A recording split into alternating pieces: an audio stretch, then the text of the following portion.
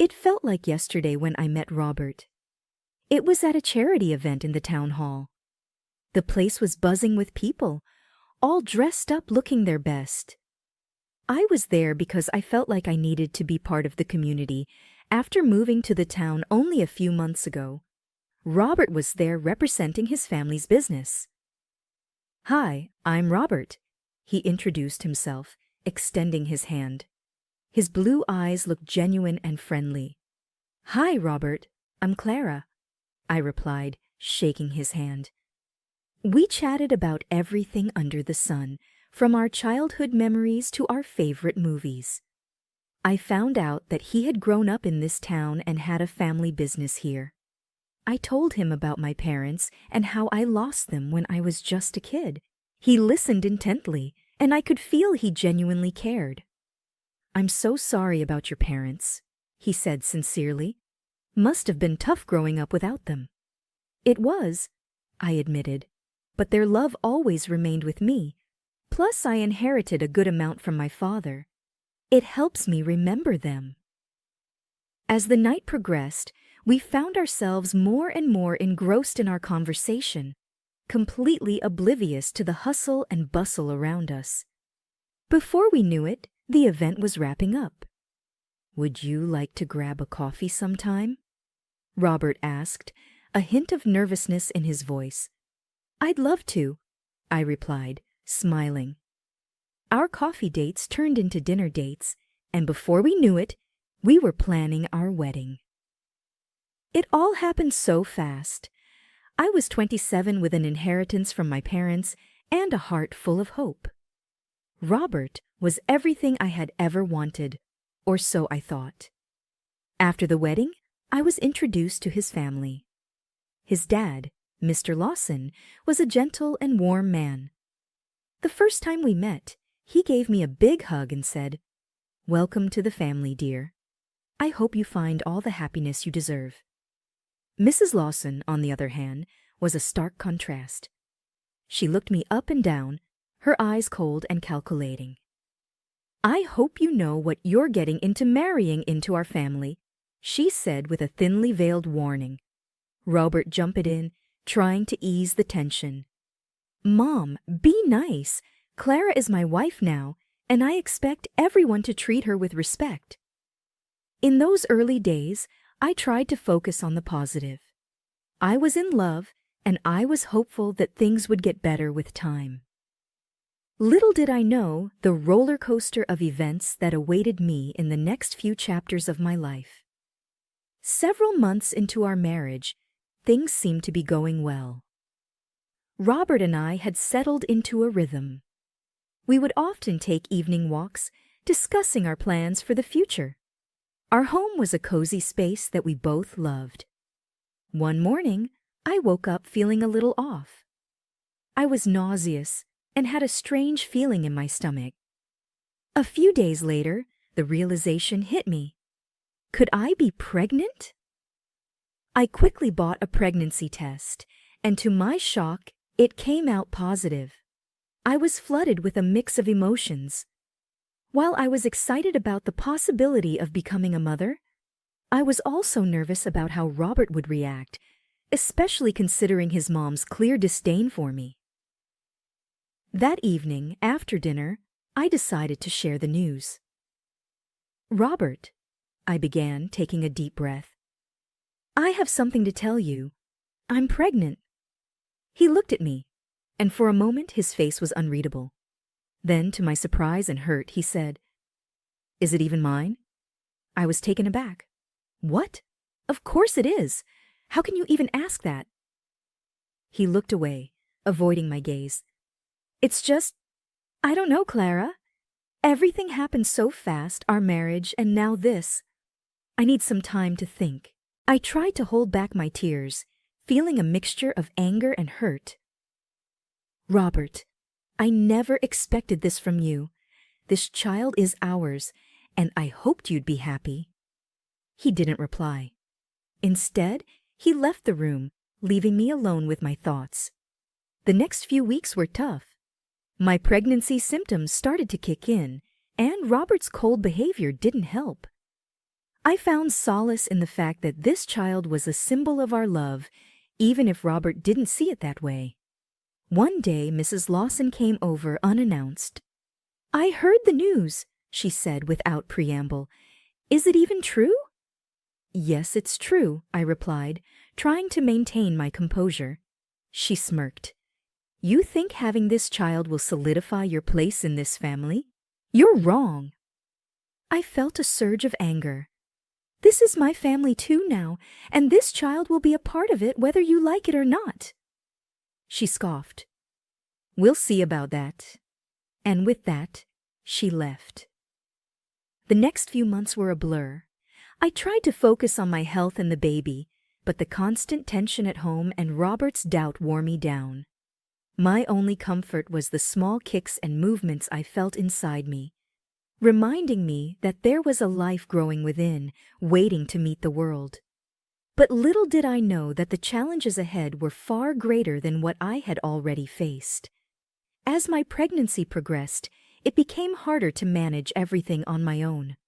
I was constantly nauseous, and even the simplest chores seemed daunting. Robert was indifferent, often coming home late, leaving me to fend for myself. That's when he made the proposal I'd come to regret. "Clara," he began one evening, "I've been thinking. Since you're finding it hard to manage things here and my parents' house is much bigger with help available, maybe we should move there for a while until the baby arrives." I was hesitant. Mrs. Lawson's attitude towards me was clear, but at the same time, I felt weak and overwhelmed. "I don't know, Robert. Your mom hasn't exactly been welcoming," I said. He looked at me, trying to reassure. "It's a big house, Clara. We won't even cross paths much, and Dad will be there. You know he likes you." In my vulnerable state, I agreed, thinking it might be for the best. Moving into the Lawson residence was an eye-opener. It was a grand house, reflecting the years of prosperity the family enjoyed. But with its grandeur came coldness. The vast hallways echoed with silence. The huge rooms felt devoid of warmth. The only solace came from Mr. Lawson. "Welcome, Clara," he said with a kind smile, giving me a comforting pat on the back. "Don't worry about anything here. Consider this place your home." But the peace was short-lived. Mrs. Lawson's digs and snide remarks were a daily ordeal. She would comment on everything from the food I ate to the clothes I wore. One day when I was in the kitchen trying to make myself a sandwich, she walked in, her eyes scanning me up and down. "You sure you should be eating that?" she commented, looking at the sandwich. I took a deep breath. "I think I know what's best for me and my baby," she smirked. "Well, if it is even your baby." I felt my anger rise but held it in check. "It's Robert's baby, and I wish you'd stop implying otherwise." She just laughed, a cold sound that echoed in the large kitchen. "Time will tell, dear. Time will tell." Days turned into weeks. Each day was harder than the last. The house felt like a prison. Robert was always out, and when he was home, he was distant.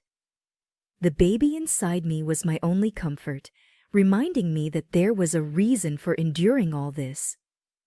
One evening, as I was sitting in the living room trying to read, Robert stormed in, a frown on his face. "Clara, I heard you've been talking back to my mom," he said. I looked up, surprised. "She has been nothing but rude to me, Robert. What do you expect?" He shook his head. "This is her house. You need to respect that." I felt tears forming. "I thought it was our house too, but every day it feels like I'm walking on eggshells." He didn't say anything, just turned and left the room. I sat there, feeling more alone than ever. As the days passed, the cold shadows of the house seemed to close in on me. But I held on, hoping for better days, not realizing that the worst was yet to come.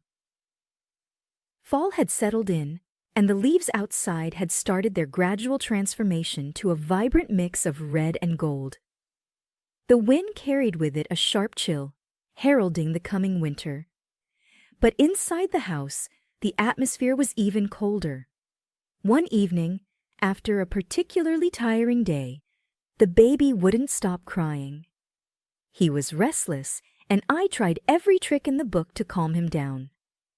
Mrs. Lawson, evidently irritated by the cries, barged into the room. "Oh, why can't you keep that child quiet? It's unbearable," she snapped. Holding my crying son, I replied tiredly, "He's just a baby, Mrs. Lawson. They cry sometimes." She scoffed. "Well, maybe if you were a better mother?" "Enough of this," I retorted, fed up. "I'm trying my best here. I don't need your constant criticisms." Her face went scarlet with anger. "You have some nerve talking back to me in my own house." The commotion drew Robert in. "What's going on? Your wife seems to think she can disrespect me under my own roof," Mrs. Lawson spat. Robert glanced at me, annoyance evident in his eyes. "Clara, just take the baby to our room." Standing my ground, I replied, "Robert, this is our home too. I won't be bullied into hiding." He took a deep breath, his patience clearly running thin. "Clara, just do as I say." When I didn't move, Mrs. Lawson sneered, "If you can't follow the rules, maybe you should leave." To my shock, Robert nodded in agreement. "Maybe you should?" Stunned, I replied. "You can't be serious." His face hardening, Robert stepped forward. "If you won't go to our room, then maybe you should leave the house." "You're throwing me out?" I asked, voice shaky with disbelief. Robert didn't answer. Instead, he moved closer, took hold of my arm, and began pulling me towards the door. I tried to resist, but he was too strong. Holding our crying baby close, I was dragged out of the house. The door slammed behind me, leaving me and my child in the biting cold of the fall evening. Tears streamed down my face, not just from the cold wind, but from the sharp sting of betrayal from my own husband, the man I loved had just thrown me out of our home.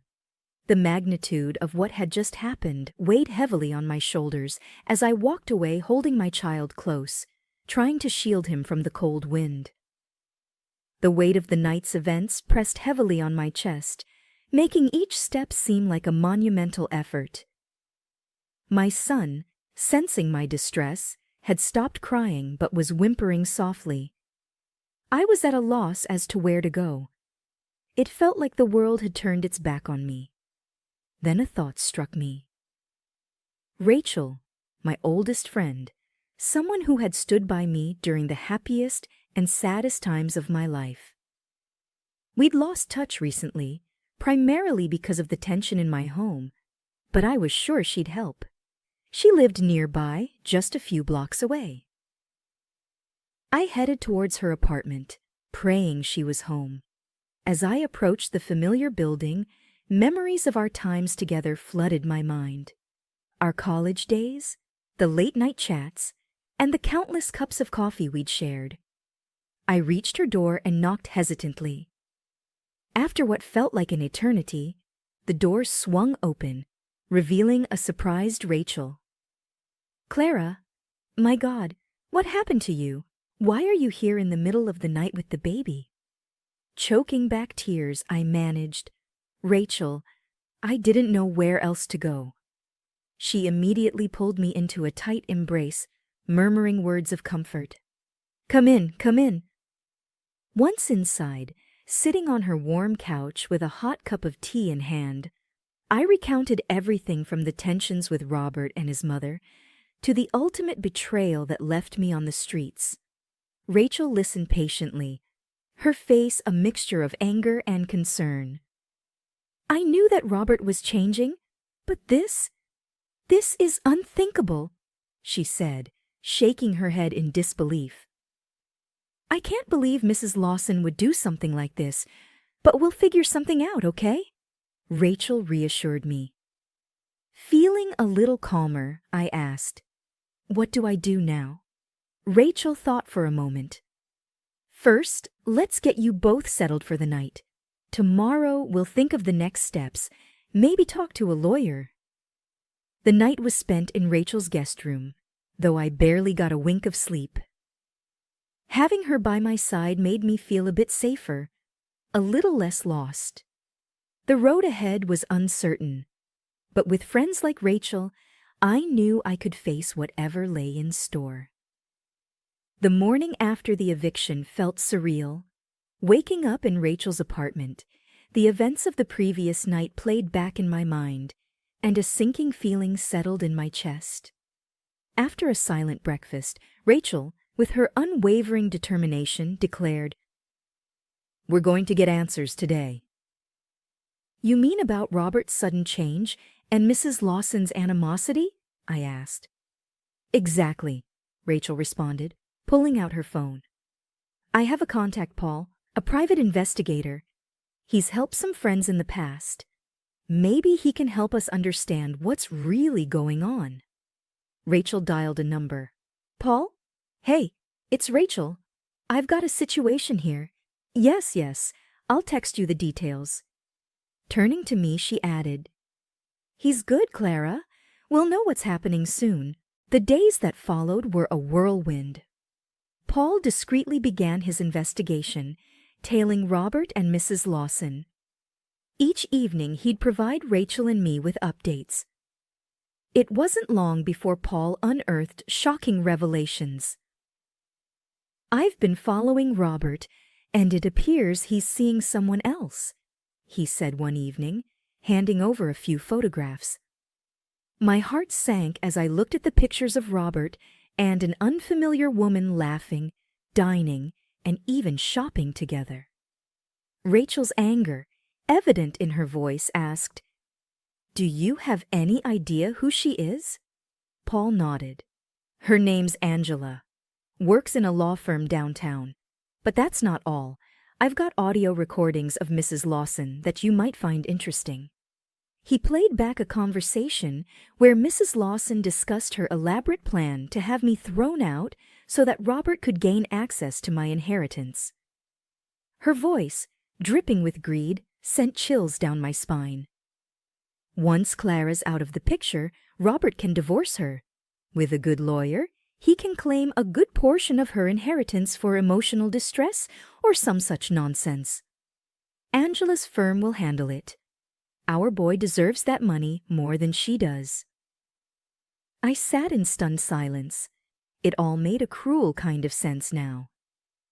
Robert's doubts about our son's paternity, the constant harassment, it was all part of a twisted scheme. Rachel, seething with anger, declared, "We're taking this to the police, and you're getting a lawyer, Clara. We'll fight them." Paul nodded. "I've got more recordings and photos. It's concrete evidence." While the truth was a bitter pill to swallow, knowing it gave me a renewed sense of purpose. No longer would I be the victim.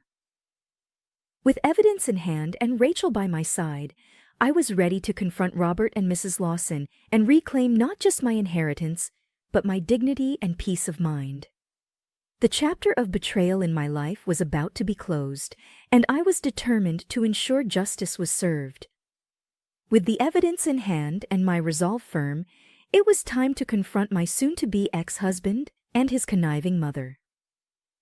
I decided to go to their house, the house I once called home. Rachel insisted on accompanying me, a pillar of strength and support. As we approached the house, my heart raced, but not from fear. It was anger, determination, and the desire to close this traumatic chapter in my life. We rang the doorbell, and Mrs. Lawson answered, feigning surprise. "Clara, what brings you here?" Without mincing words, I replied, "You know why I'm here." Robert appeared from the living room, looking rather uneasy. "Clara," he began, but I cut him off. "No, Robert, it's my turn to talk. We know everything." I held up the photos and the transcripts of the recordings.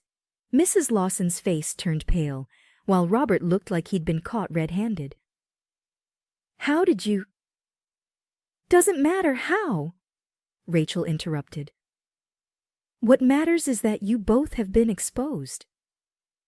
I took a deep breath, finding my voice. You thought you could play with my life. You thought you could get rid of me and take everything I've inherited from my parents. Robert tried to speak, but I continued. I gave you everything. My love, my trust, and all you gave back were lies and betrayal.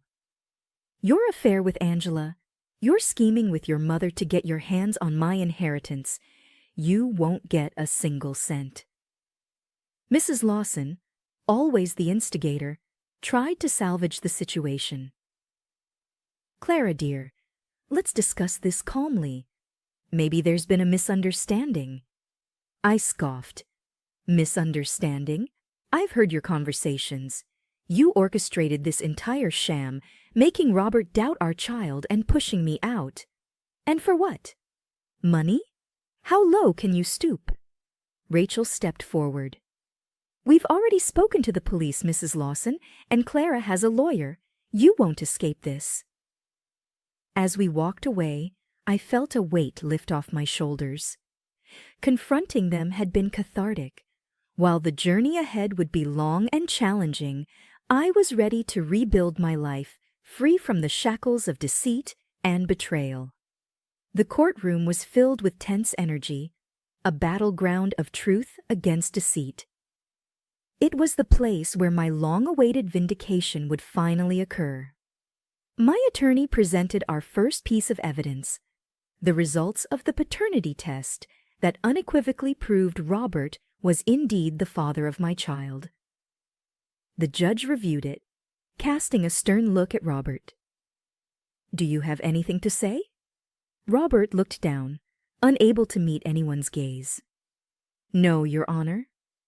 Next, we presented the DNA results that would shatter the very foundation of the Lawson family.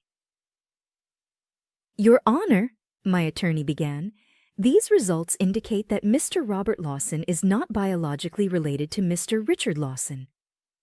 The courtroom went silent. All eyes turned to Mrs. Lawson, her usual confident demeanor replaced with a deer-in-headlights expression. Richard, who had been sitting with a stoic face, looked at his wife with disbelief. You lied to me all these years. Mrs. Lawson, trying to regain some semblance of control, stammered, Richard, it's not what it looks like. But the evidence was irrefutable. The judge continued with the proceedings, his voice firm. Given all the evidence presented, the court rules in favor of Mrs. Clara Robert Lawson. He will receive no part of her inheritance. He is also mandated to pay alimony for their child. Furthermore, considering the emotional trauma inflicted upon Mrs. Clara, the court also mandates Robert to pay damages. Mrs. Lawson, once the formidable matriarch, now looked small and defeated. But the courtroom had one more revelation that would strip her of her last vestiges of power.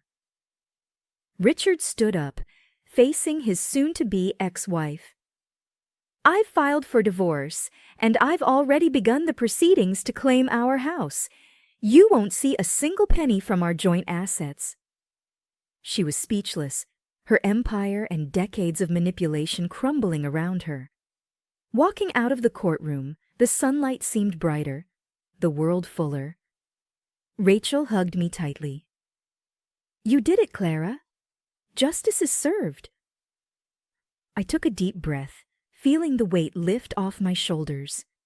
It's over, finally. And as I moved forward with my son in my arms, I knew I was walking towards a better, brighter future.